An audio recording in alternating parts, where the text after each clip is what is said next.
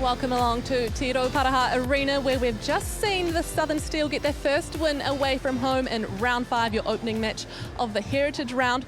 But we also saw our first send-off in the competition so far, Yvette. Yeah, look, it was interesting, wasn't it, that the Steel had the game at that point, but there's been a lot of talk about physicality and about, a number of warnings and cautions that have gone through the game. So it didn't affect the end result, but certainly maybe a reminder to people around keeping tidy in the next few rounds. Yeah, it was Tanisha Fafita with the late contact towards the end of the quarter there, but it was the MVP from the Steel centre, Kate Heffernan, who had a blinder. Yvette, what are you making of her season? Really excited about it. I think she's done really well transitioning. She's obviously a wing defence first and foremost, but she's using that defensive strategy to get good ball.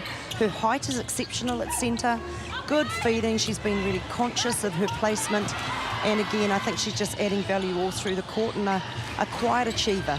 Yeah, absolutely, and it's great to see both Steel mid-quarters feeding off the circle edge dominantly. We don't really see that too often in this competition with so many tall shooters. One shooter who did have a blinder, though, was Aaliyah Dunn for the Pulse, missing just the one shot in the final few minutes there. A much better performance from her. It was much improved. She showed where she wanted the ball. She was more commanding about taking front space.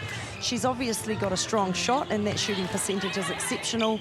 But I think overall, too, she really worked one part bringing Ivana Rowlands in. She worked really hard to get in a position to take the pressure off. So she's been worth her weight in gold.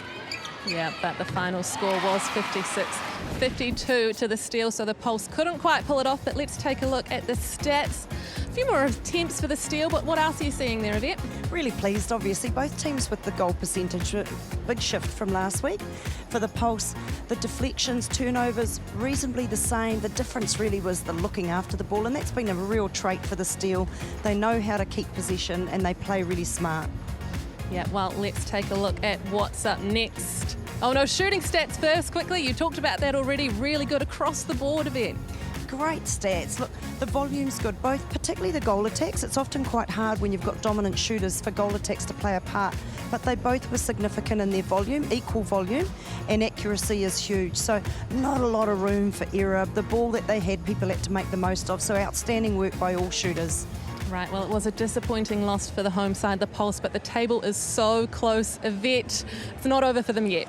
No, it's not. The table, it is really tight. The 1 point bonus is really critical, and every point you can get from a game is huge. So that's an improvement from last week for the Pulse, but they're still well done. They continue to keep pushing their way through, and they're now on third in the table. A lot to be pleased about. Yes, they are a team to look out for. Taking the win tonight, 56-52. Thank you so much for joining us on Sky Sport 3, the home of netball. See you later.